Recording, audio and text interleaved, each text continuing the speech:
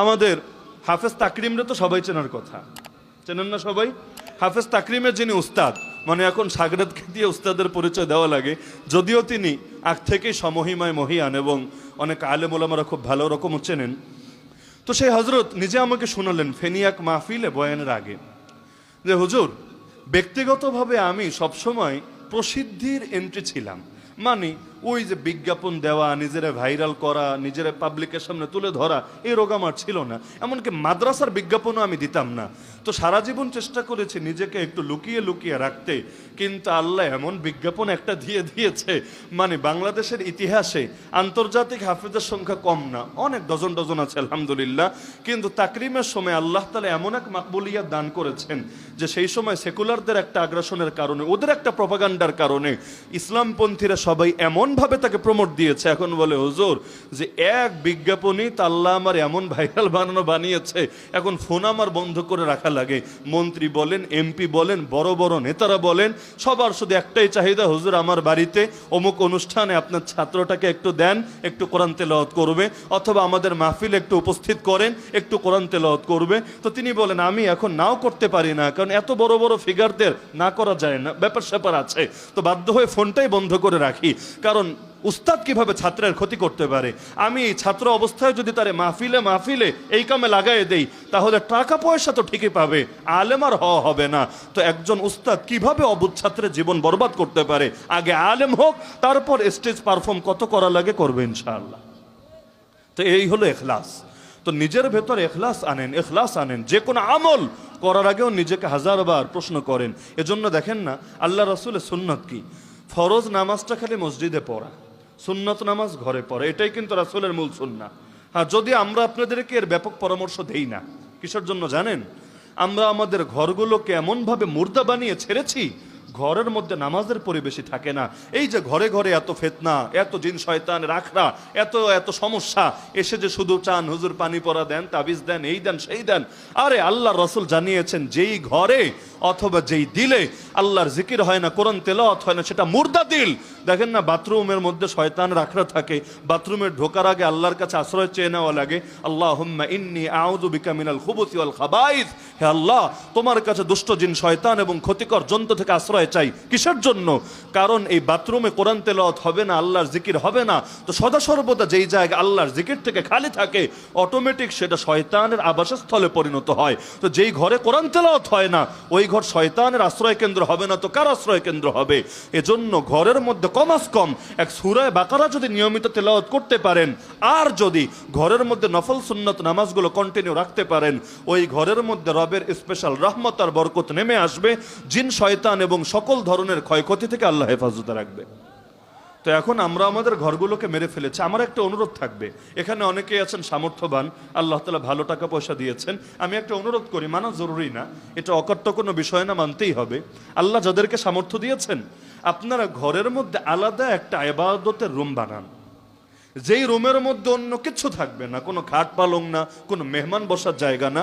রুমটাকে AC করে রাখেন যদি সামর্থ্য থাকে, এমনভাবে সজ্জিত করে রাখেন ঢুকলে ইবাদতের একটা স্পৃহা জাগে। জায়নামাজ বিছানো, এক কোনায় রেহাল রাখা, উপরে একটা প্রয়োজনীয় কিতাবের তাকওয়া আছে, যেখানে কোরআন মাজিদও আছে, তাফসিরের কিতাব, হাদিসের কিতাব, আরও কিছু কিতাব আছে।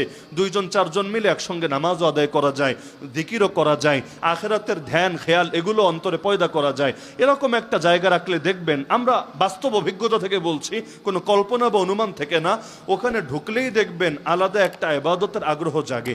না হলে যেই রুমে টিভি, যেই রুমে গান বাজনা, যেই রুমে সবাই একসাথে থাকে, ওখানে নামাজ পড়াতে দাঁড়ালেও দেখবেন মন বসানো যায় না, খুশু আসে না।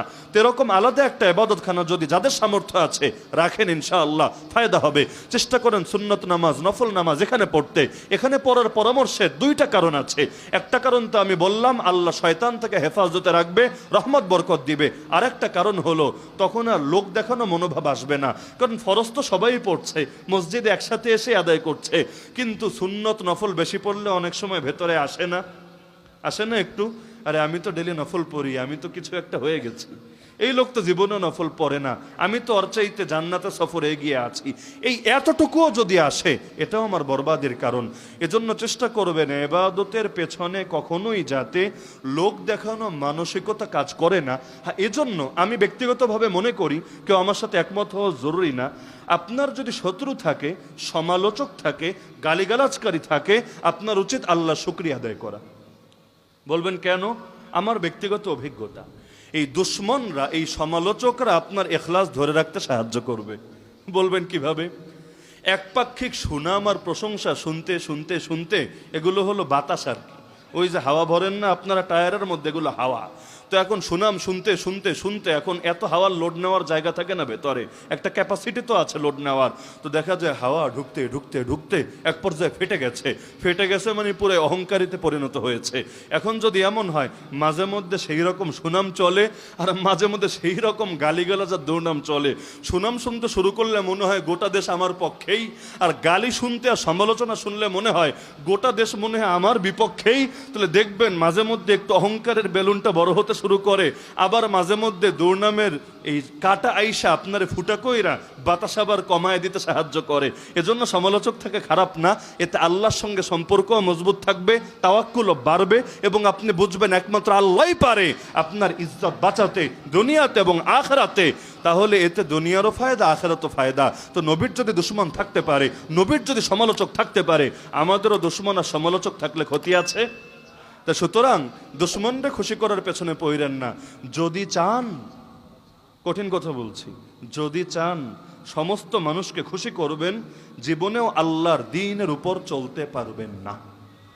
কারণ আল্লাহর দ্বীনের উপর চললে শয়তান পূজারীরা কখনোই খুশি হবে না।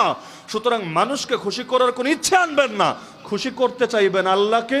এতে দুনিয়ার লোক খুশি হলে হোক, না হলে না হোক, দুনিয়ার লোকের খুশি দিয়ে কি হবে?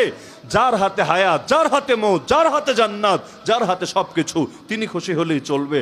আমাদের শেখ রমাদানুল মুবারক আসার আগেও সেই বাচ্চাকালে ছাত্র জামানায় আমাকেও প্রতি বছর নসিহত করে দিতেন, শোনো সামা, তারাবির নামাজ যে পড়াবা, নিয়তটা প্রতিদিন ঠিক করে নিবা। নিয়ত যাতে এটা না হয় যে আমি সুন্দর করে তেলাওয়াত করব, মুসল্লিরা ভালো বলবে, হাদিয়াটা বেশি আসবে, পরের বছর দাওয়াত কনফার্ম থাকবে, বরং নিয়ত এটা করবা, আরে আল্লাহর কালাম আল্লাহকে শোনাবো, আল্লাহ নাজিল করেছেন, আমি আল্লাহকে সেটা শোনাবো, ব্যাস। তো এতে যদি তুমি এই নিয়ত করতে পারো, এতে আল্লাহ তো খুশি হবে। আর আল্লাহ খুশি হলে বান্দার আটকে থাকবে না, আল্লাহই বান্দারে খুশি করায় দিবে, এটা হাদিসের মধ্যে আছে। কিন্তু নিয়ত যদি বান্দার করো, এটা রিয়া হবে, আমলের কোনো সওয়াবই পাবে না আল্লাহর কাছে, বরং এটাকে শিরিক বলা হবে, শিরিক আসগর, ছোট শিরিক। যদি এর কারণে বেঈমান হবে না, তবে আমলের সওয়াব পুরোপুরি বরবাদ হবে। তো এজন্য আমি আমল ছাড়তে বলছি না, কথা আবার বুঝছেন। এক হলো না খাওয়া, আর এক হলো বদহজম হওয়া। কথা বলতে আজকাল ভয় লাগে হলো এটা, যে না খেলে সমস্যা নেই, পেটে ক্ষুধায় আর কতটুকু কষ্ট হবে, বদহজম হয়ে গেলে পুরো এই সমস্যা, বাথরুমে দৌড়াতে দৌড়াতেই জীবন তেজপাতা হয়ে যাবে।